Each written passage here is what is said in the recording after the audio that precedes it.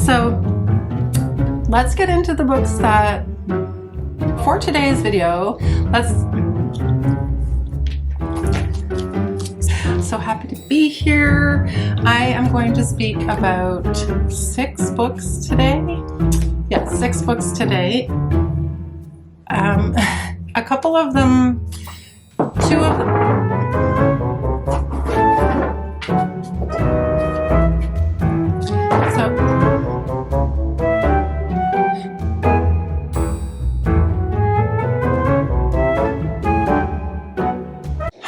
It's me, Jess. Welcome back to my channel. Welcome to another recent reads video.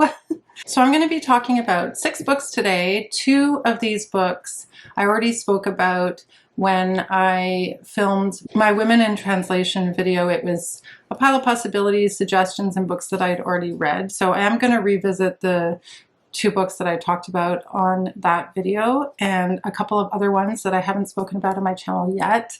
Of course, we're in the final round of the BookTube prize, so I haven't spoken about any of the books that I read for the BookTube prize.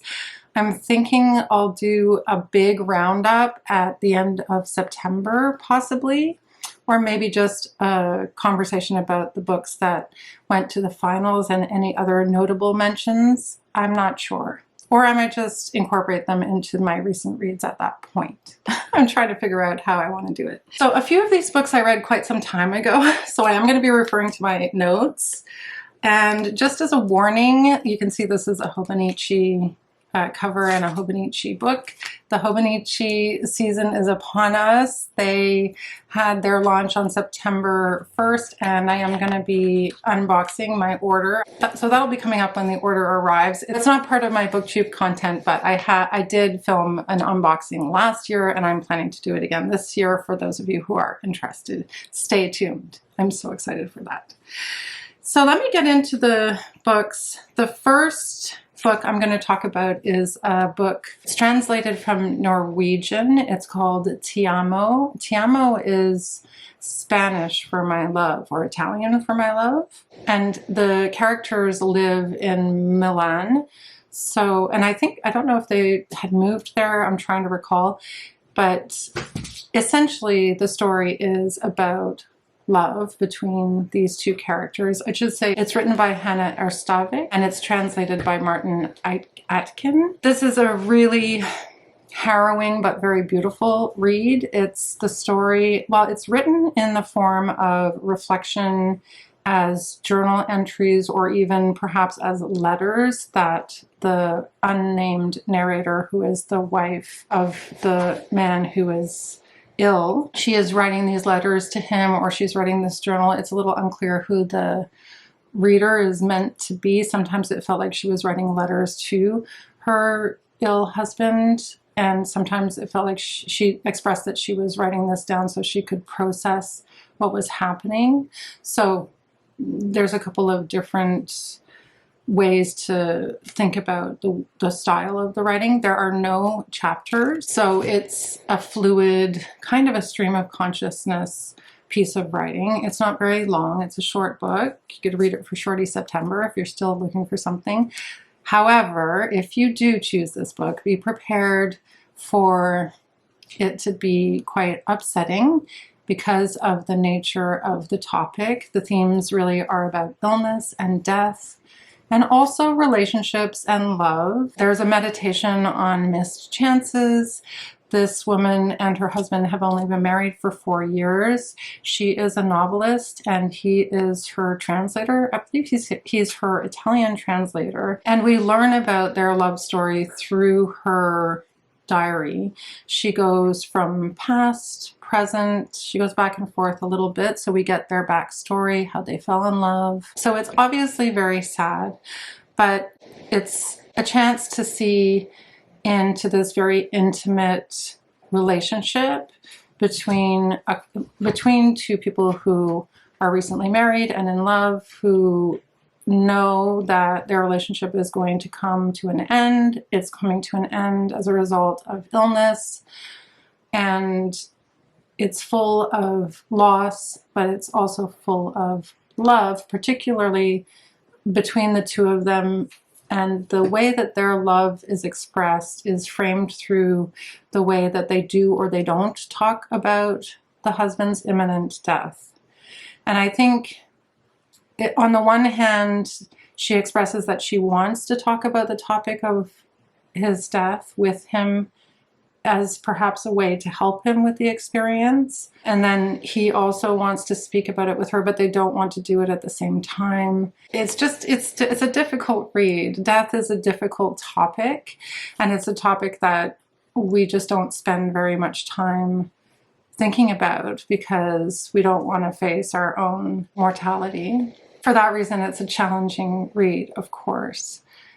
So it's really good, but you have to be in the right frame of mind to be able to read this one. The other thing that's really sad about this novel is that it's written from the perspective of the wife who is the caregiver, and she often writes about scenes where her husband is struggling and needs help, either physically, usually physically, and he's suffering. So in a lot of the story, he is suffering, and she is observing his suffering, and that experience, which is unique to a caregiver, and I guess anyone working in health profession or in caregiving professions, but especially for this particular setup where it's somebody that you love and who it's a recent love story, they've fallen in love recently. It's especially difficult. Not to say that it wouldn't be difficult under other circumstances, but it's unique to the telling of this story. It's really so sad. It's interesting because we see more and more the portrayal of caregiving in novels. Like, this is something that we've been seeing a lot of. Ocean Vuong's new novel is about this idea as well. I haven't read it yet, but it is a recurring, I don't want to call it a trope, but it's like a theme that we keep seeing in books. Themes related to illness and caregiving are more prominent in literature, I've noticed. And then the other thing is that she writes also quite a bit about what they actually are doing in their last days together, in the sense of the things that he can do and the things that he's no longer able to do. So there's this very prescient sense of loss in the way that she writes about this end of their relationship and the end of his life. It's really, you can see that there is an attempt being made to maintain a sense of normalcy, but the conditions are not normal. They're actually extreme conditions, the most extreme conditions probably of one's life when you're nearing the end of it. It's definitely left me with a lot to think about. I keep thinking about this book. It really touched me in a very specific way.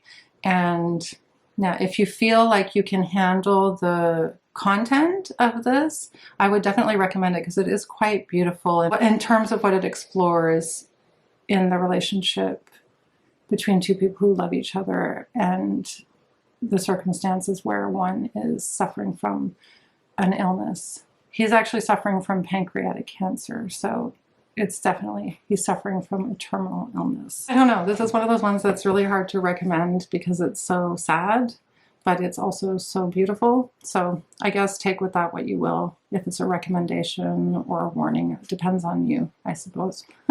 It's a tough one. The other book that I spoke about in that same video was On the Calculation of Volume 1 by Solvej. Balle. I'm not sure how to pronounce the name. Balle is a Danish writer. It's translated by Barbara Haveland. This book is fantastic. Like, I really enjoyed this, and I'm really looking forward to reading the second and I believe now third volumes, because I think I just saw that the third volume was nominated. Perhaps it was for the National Book Award translation list. I just saw it on a list, so it could be that one. Yeah, I really want to read the next ones because we're left on a bit of a cliffhanger with this one. And I'm curious to see if she's able to maintain the atmosphere and how the plot is going to be extended over 7 novels or 7 volumes. So the main plot, in case you don't already know, is that our main character, Tara Selter, is waking up on the 18th of November over and over and over and over again for, in this volume, 364 days or 364 entries. So for example, number 124 is the 124th entry. I don't believe she skips any days, but I can't remember. She is stuck in time, essentially. So, and it actually sent me down a really wild little rabbit hole of time and what does time mean, and what is the dimension of what are the dimensions of time? What's the time-space continuum, and what is time experience? How is time experienced in space, and all these different things? Because that is essentially, I think, the crux of what she is exploring on, if you pull back from the plot.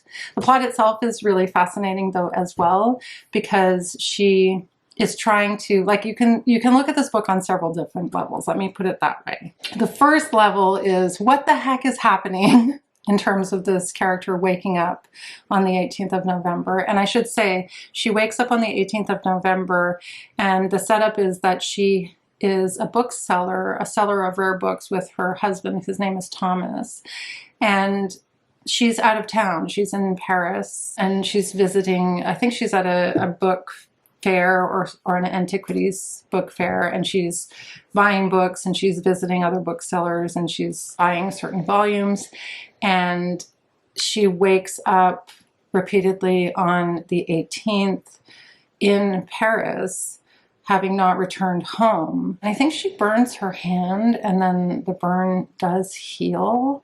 So anyway, she does decide to go home and see if it happens when she's at home. So then she has to explain to her husband why she's all of a sudden home when she wasn't expected to be home on the 18th. And then we have a few iterations of her explaining this to her husband. Some people have complained about this book being repetitive, but I actually didn't find that the case. I enjoyed that aspect of it, because every time it's repeated, we learn something new about this apparent time travel that she's doing, or her being stuck in time. We get more clues. So in that way, it's a mystery. And some of the clues are in the form of, for example, the burn that she had healing, or them going shopping, and some of the shopping being still in the cupboard and other items not being in the cupboard. So in that sense, it's like a traditional mystery. What happened to this woman? And how can she get out of this situation? And that is where her focus is. Her focus is on figuring it out and trying to figure out how to get back into the real timeline of life, or at least the timeline that her husband is on, because he's not experiencing the same thing that she is experiencing. For him, time is carrying on, and for her, time is standing still. So we have the why is this happening, trying to get that question answered, and then how do I escape this?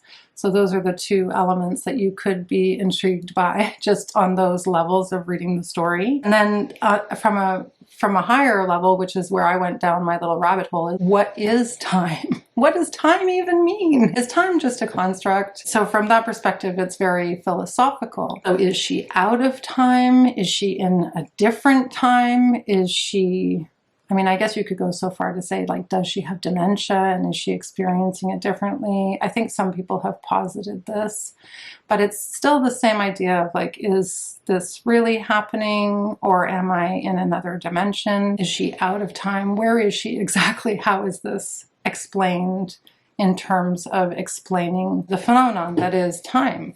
And because time rules our lives in such a significant way, I think it's fascinating to consider it. It was really good. I really flipped through this. This was a page turner for me. I read it very, very fast. The other question that was raised in this book that's philosophical as well is, how much do we have as an individual? How much impact do we have on the world around us? So, for example, at one point she steals a leek from a garden. There's a whole story where she starts living in a different place because she doesn't want to disrupt her husband's life. She steals a leek from the garden to make a soup, and the next day the leek is not there. So certain things she is having an influence on, and other things she's not, because her husband keeps waking up on the 18th of November not remembering that she's out of time. But this idea of how do we have an impact on the world, or what do we do, and does it really impact anything? I think there's an existential bit to this that is also being suggested.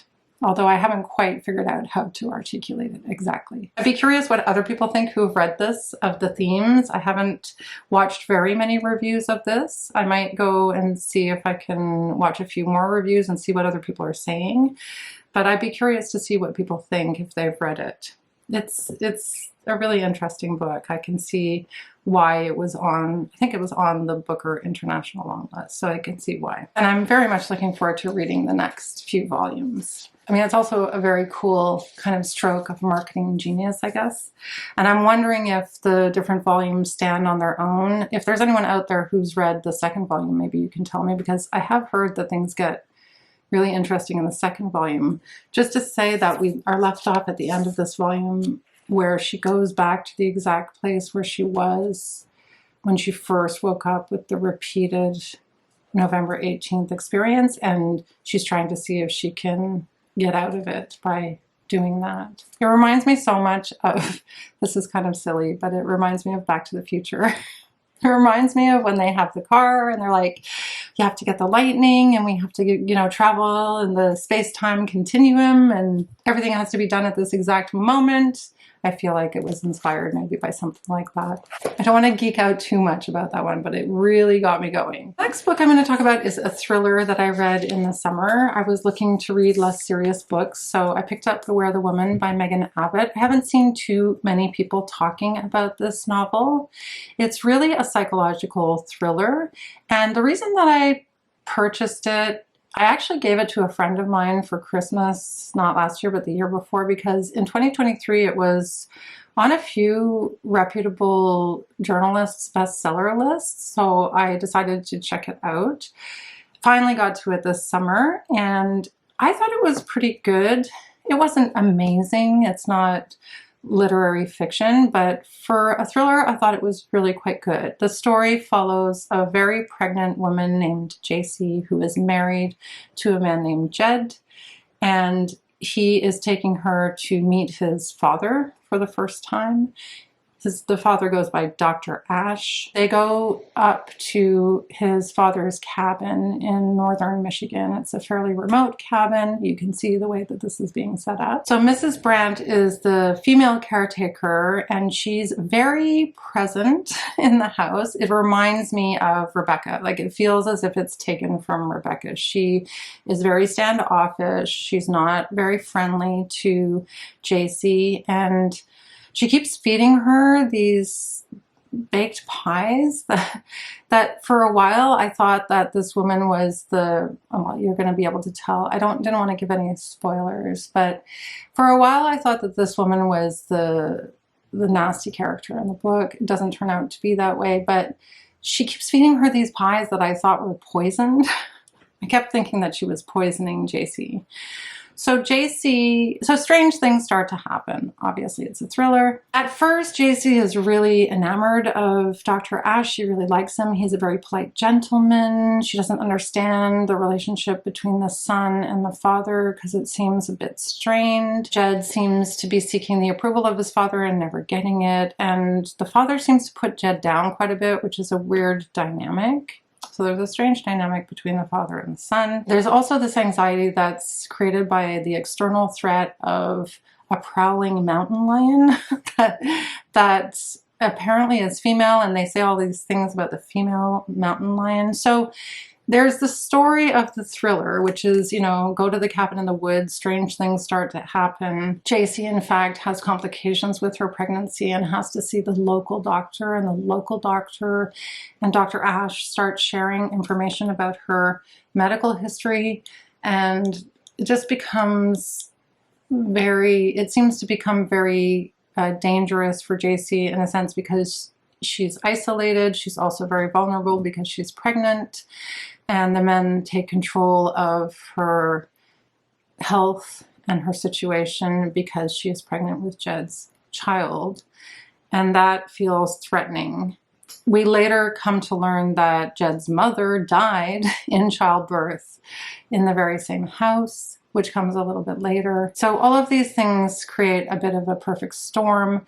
At one point, JC is trying to call her own doctor. She's trying to call her mother, and she notices that someone else is on the line with her. It's got a lot of tension, and it's a very creepy atmosphere.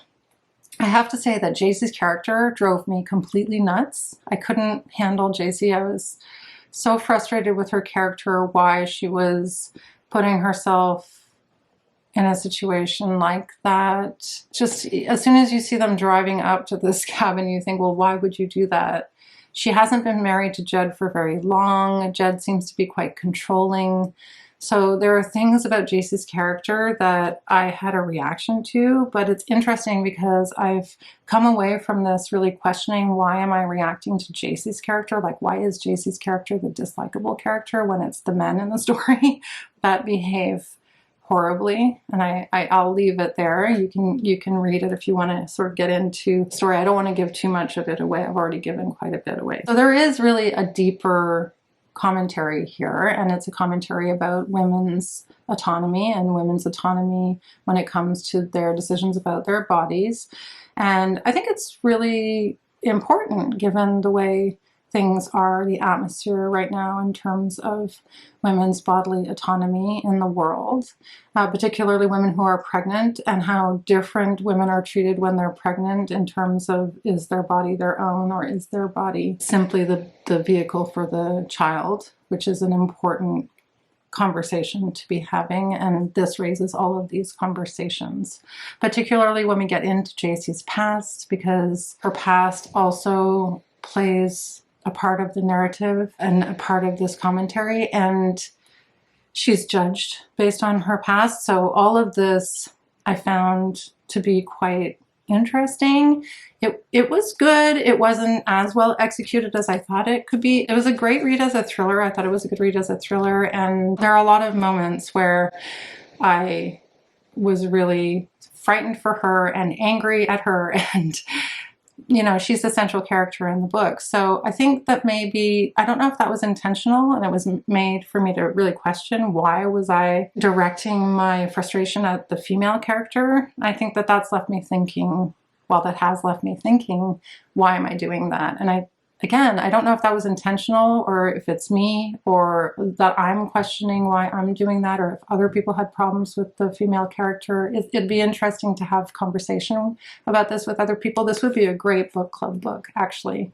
I think a lot of people would enjoy having this as a book club book because there's lots to unpack. The atmosphere was very murky, very scary, very creepy. If that's something that you're after in a thriller and the themes that I talked about, this might be a great book for you or for your book club. So earlier on in the summer, I read Ghosts by Dolly Alderton. It's funny because I've had Ghosts on my shelf for such a long time and I've never read it. And I just have to say that I really enjoyed this book. I thought it was really good. I thought it was very, very witty, very funny. Perhaps not completely believable in a sense. The characters are a little bit tropey, or they're kind of stereotypical characters, but I still really enjoyed the book. I thought she was able to write the characters in a way, and the story in a way, where you did get quite involved with the characters. Like I said, some parts of the plot are not really believable, but I did really enjoy it. This is actually Dolly Alderton's debut novel, and I think that you can tell based on some of the things that I just said. I'd be curious to read her other book that's come out, Good Material. I hear the main character is a character that you will hate. He's a male character and comedian.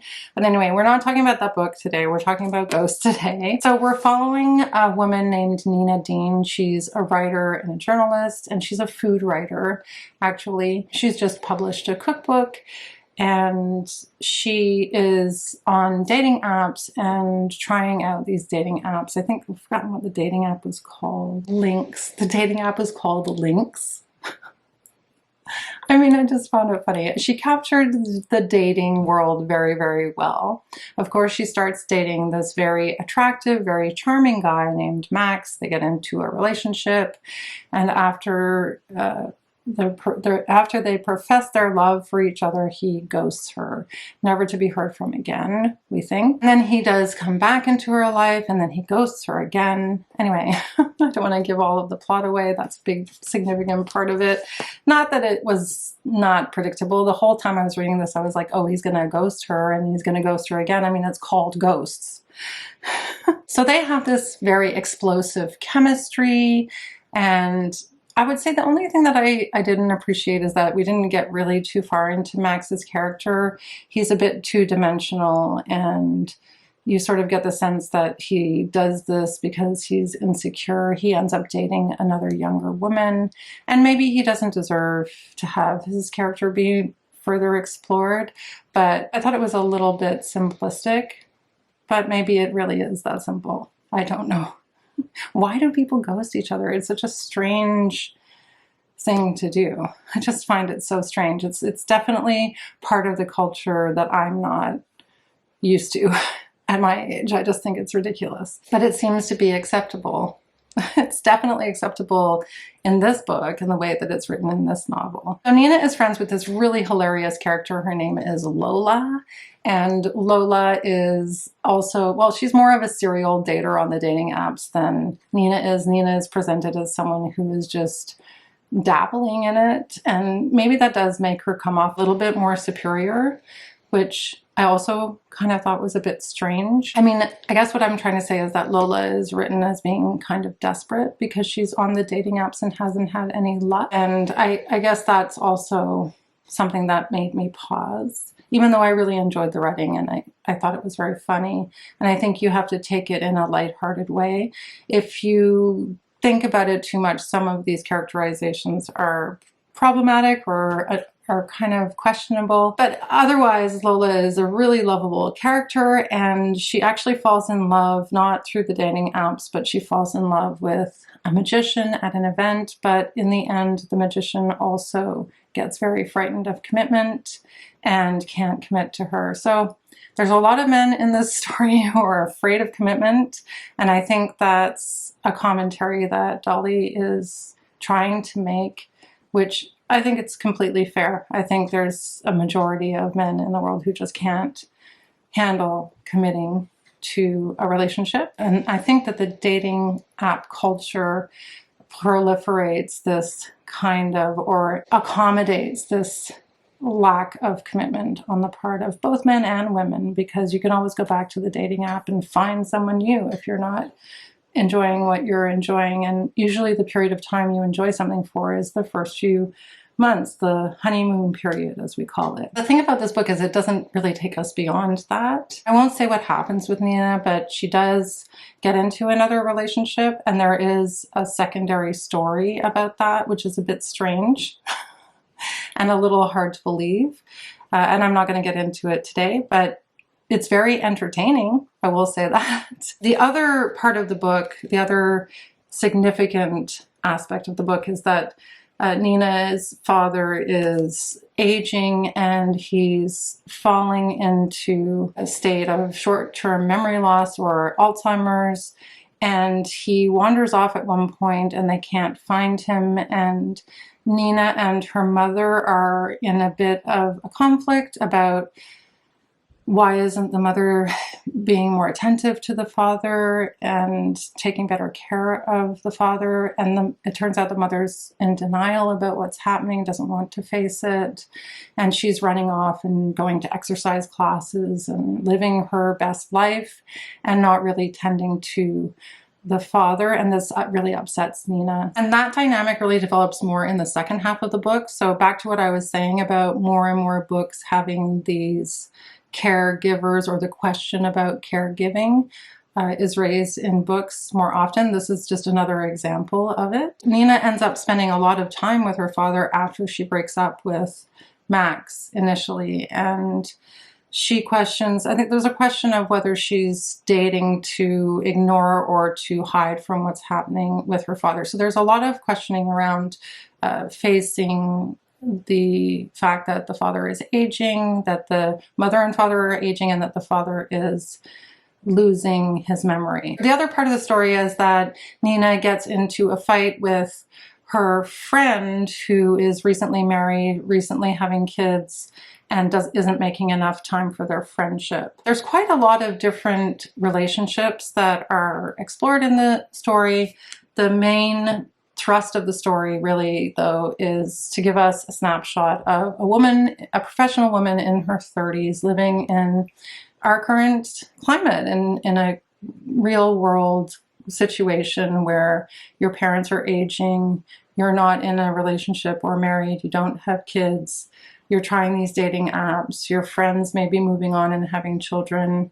And I think that this is a fairly common experience for a lot of women, particularly millennial women, and it's easy to relate to. I really enjoyed this one. I was enjoying going back to it. Every time I put it down, I wanted to pick it up again. Even though I could very fairly predict most of what was going to happen in the story. I think her writing is very witty, very funny, and yeah, I would definitely recommend it. The next book I read is Ripe by Sarah Rose Etter, or Etter. Etter, I think it's Etter. This one took me by surprise. This book was a mix of realistic and dystopian, and there were things that I really liked about it, and there were things that annoyed me about it. I did go in quite blind. I did not know what to expect. All I knew was that this was about a woman, a young woman in a tech company, and what that experience was like. So we're following Cassie, who has a marketing job for a tech company in San Francisco. It feels like this tech company is based on a Facebook or something similar to Facebook. We feel right away that Cassie is unhappy and that she is being micromanaged by her boss, and that there's a lot of pressure in her work environment. The typical kinds of pressures that you would expect in this environment. You have to be at work whenever you're told to be at work for hours and hours and overtime, and you're not making enough money to actually survive in an expensive city like San Francisco. She sets up the contrast right away between those who are very wealthy and the kind of madness that surrounds everything in the society. So the homeless people, people setting themselves on fire, all kinds of violent instances that are happening on the street, incidences of poverty and violence. And Cassie calls the people in her tech company the believers. And she also refers to other friends, for example, women that she goes to brunch with, she also refers to them as the believers. And that's a way of distinguishing them from, or I guess identifying them as A, wealthy, and B, oblivious to what's happening around them. So blind in the sense that they're believers and they're blindly following the religion of tech culture in San Francisco, where she's living. So there's a really high level of dissociation that's really emphasized by Cassie's experience and what she tells us is happening in the world around her through her voice. Cassie herself is followed around by a black hole. So this idea of her being followed around by a black hole is meant to signify her mental state. It's quite surreal, and this black hole gets bigger and smaller depending on what's happening in Cassie's life and in the story. But her black hole also is like her companion because she's very much alone in the world. And so there's a strange dynamic between her and this black hole that kind of bothered me a bit as I was reading it. It wasn't quite working for me. I understood what the author was trying to do, but I just thought it was a bit clunky in the way that it was used. Sometimes she feels as if the black hole will consume her, but it also subsides when she's feeling something pleasurable. For example, when she's with her lover.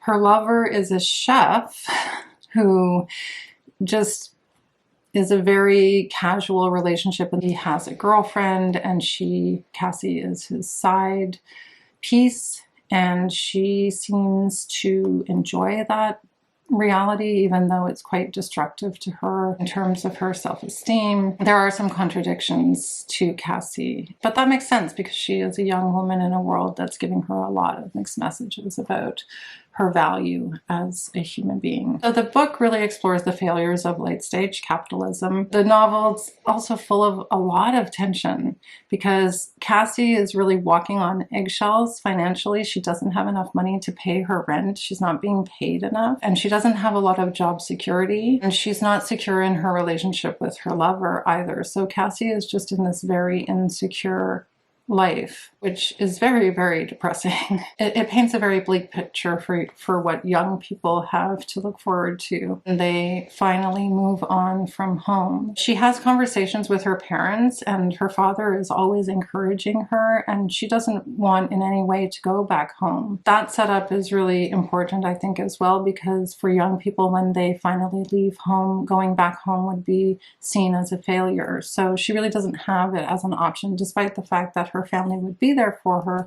if she really needed them.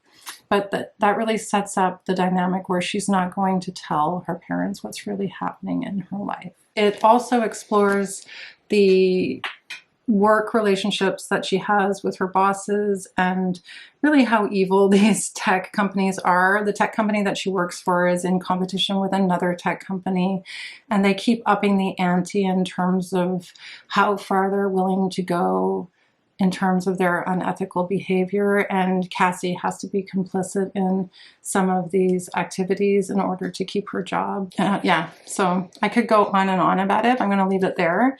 It's a pretty good book. I would recommend it if you're curious. I don't know, again, if anyone watching has read this. If you have, let me know what you thought. Always curious to see what other people think of books that I talk about on the channel. So yeah, let me know in the comments if you've read this one. Okay, so the last book that I'm going to be talking about today is a book that I buddy read with Gretchen over at Made You Book. We read it back in June, I think. It's been a while. I had a lot going on, so I haven't had a chance to talk about it on the channel yet. It's Virginia Woolf's To the Lighthouse, and I'm very happy that I read this with Gretchen, because I don't know if I would have stuck with it. I guess I would have stuck with it, but it was a difficult one to stick with. The other book that I read by Virginia Woolf that I really loved was Orlando.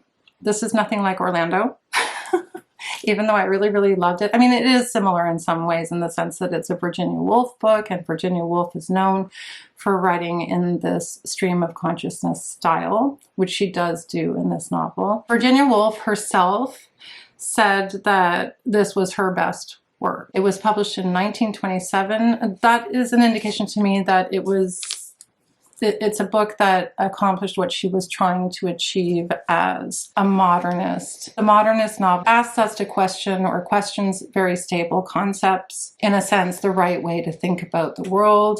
And for sure, Virginia Woolf is looking at dynamics between men and women, and looking at the role of women in society through this novel. She continues to do, at least in Orlando for sure, and I haven't read any of her other works, so we'll find out when I do read other works, but I think that, you know, this is something that she's known for. It's a very weird, quite experimental book, so that makes it a little bit of a challenge to read. Just be forewarned, if you want to pick up this book, it's a challenging read. There is not much of a plot. The plot is essentially, do we go to the lighthouse or not?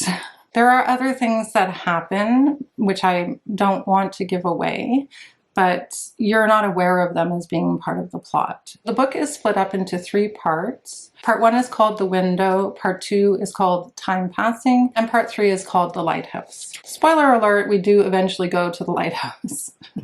Virginia Woolf also described her novel as there are 2 blocks joined by a corridor. The 2 parts of the novel, the first and the third part, are written in the same style, and the middle part is written in a completely different style. That's something to keep in mind. The first and the third parts are written in stream of consciousness from the perspectives of different characters in the story.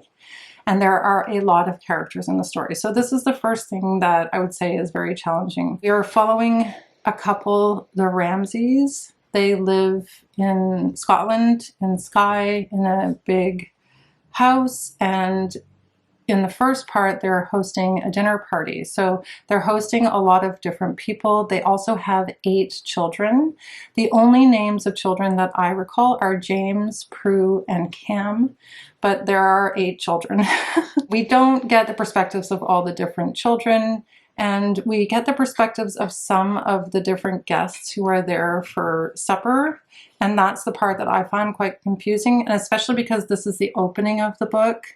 I think it's challenging because I could see people starting to read this and then putting it down, because you're moving in and out of the thoughts of these different characters as new characters are being introduced. And it is confusing. There's no narrator in the first part of the book to tell us who these characters are and what their relationships are to each other. We get bits and pieces of that, but not all. So most of this is told through Mrs. Ramsey, Mr. Ramsey, a painter that they are hosting. Her name is Lily Briscoe. There are other characters, Minta Doyle and Paul Rayleigh. I think Mrs. Ramsey has set them up.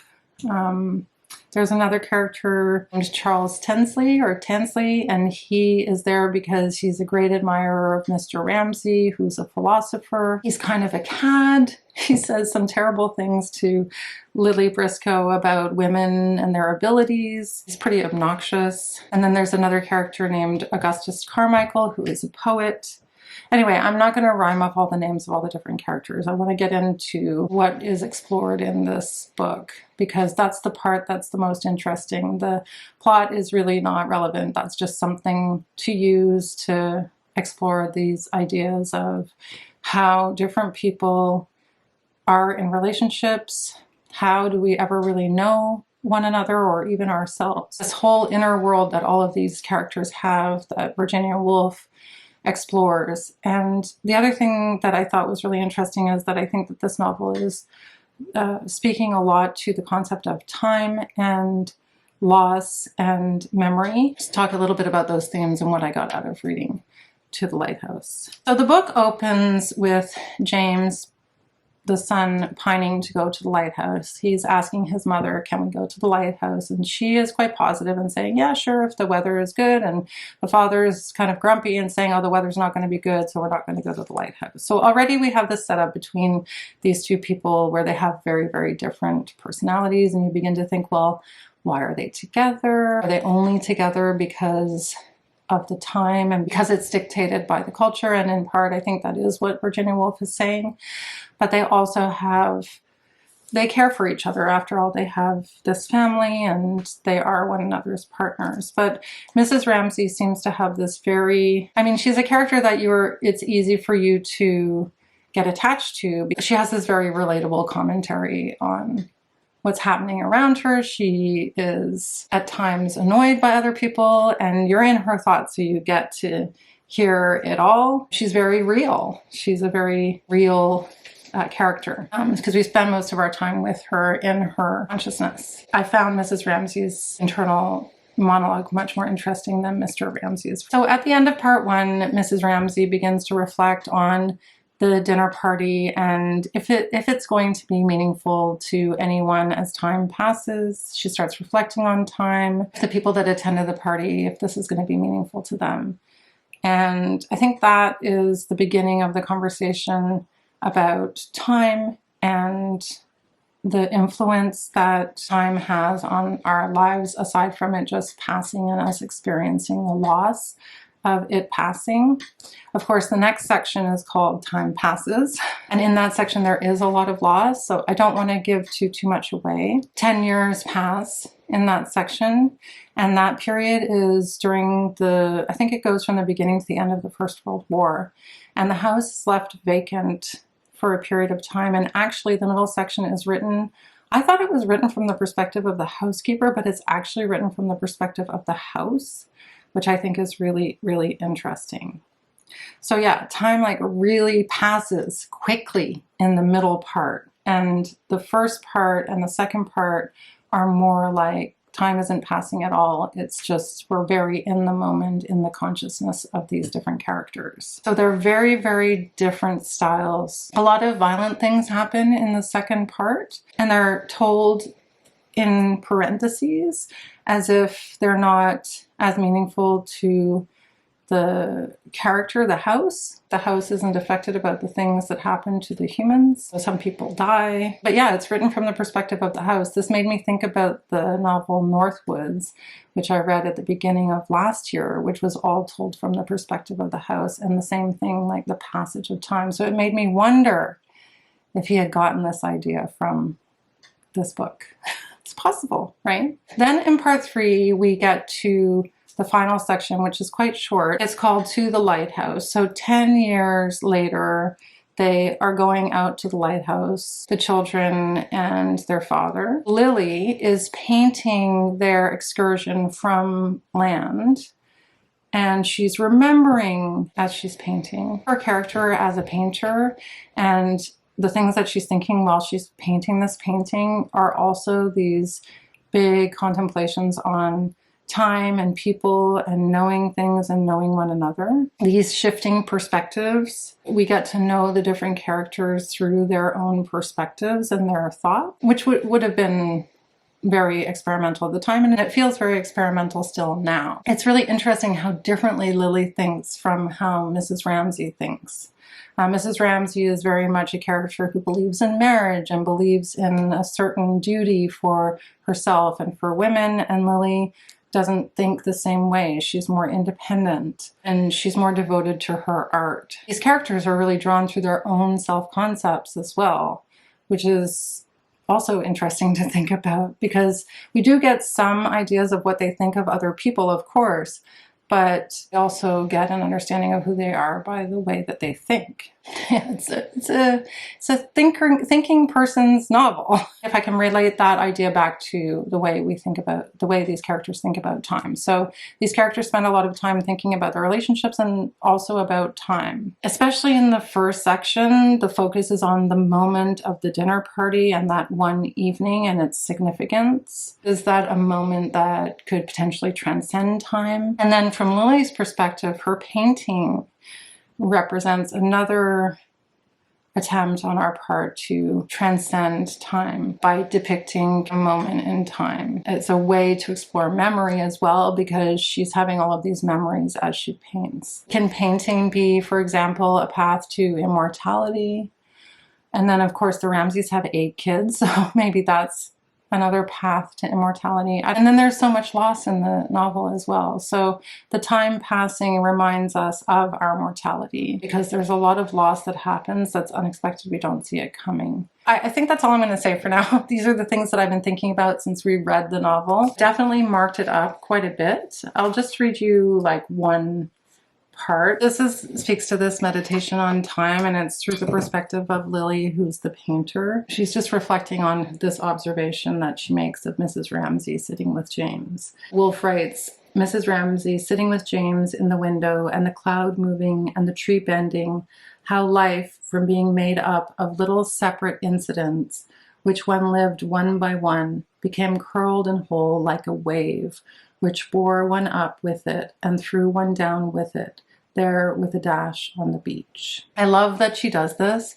She really uses the surroundings as a metaphor for all of the ideas that she's exploring. So of course, the wave is being used as a metaphor for life and for time, or for the time frame of one's life here. And for that reason, people might also find this book really challenging, because it's full of imagery. It's very poetic. It's almost like, you know, a poem about different people's inner psychology or something. I think there's a quote from an author who described this that way, but I can't remember who it was now. Anyway, I'm going to stop talking about To the Lighthouse there, because it probably deserves its own video or its own class. I know there's a class at my daughter's university. They're doing a whole course on Virginia Woolf, which my daughter is actually not taking this year because she had too many other exciting options. It would be interesting to talk about To the Lighthouse even more with other people. Got to talk about it a little bit with Gretchen. We kind of decided that we didn't like the ending, but on further reflection, I think there's a lot to unpack there with that classic novel. That's it for me.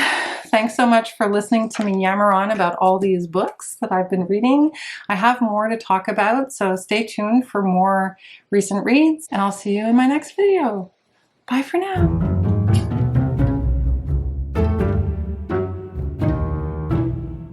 Her name is this really hilarious carrier.